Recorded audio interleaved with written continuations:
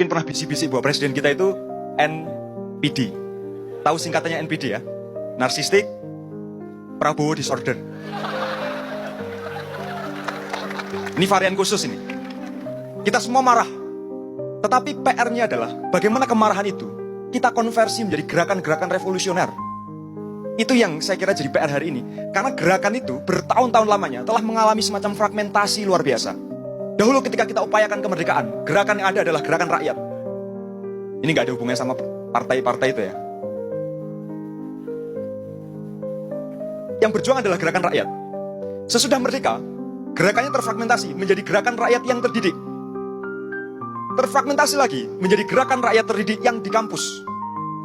Terfragmentasi lagi menjadi gerakan rakyat terdidik yang di kampus yang ikut organisasi pergerakan. Entah itu BEM maupun organisasi ekstra.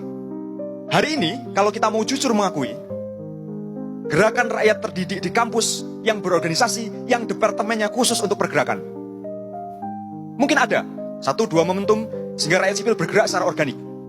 Tetapi kalau kita bicara soal gerakan revolusioner, tidak cukup hanya karena 1-2 momentum kita bergerak. Karena kurang apa 17+8? Kurang apa Agustus tahun lalu? 13 orang meninggal selama demonstrasi. 6.000 ditahan dan ditersangkakan. Tapi hari ini, Syahroni sudah masuk lagi ke DPR RI. Padahal 13 orang mati. Undang-undang perampasan aset, dan seluruh yang kita ucapkan ketika Agustus, tidak ada satupun yang muncul hilalnya untuk jadi cicilan dari perbaikan.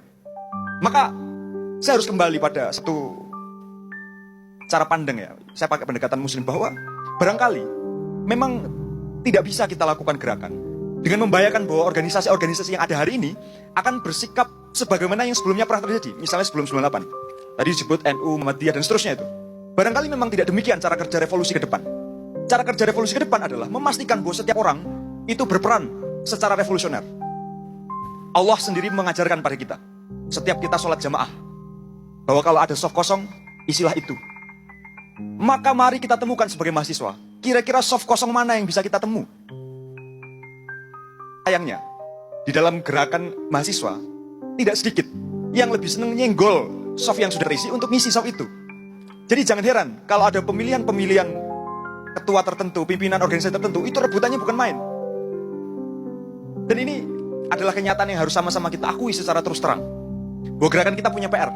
Dan barangkali cara untuk menuntaskan PR itu adalah dengan kita semua untuk mengisi soft kosongnya.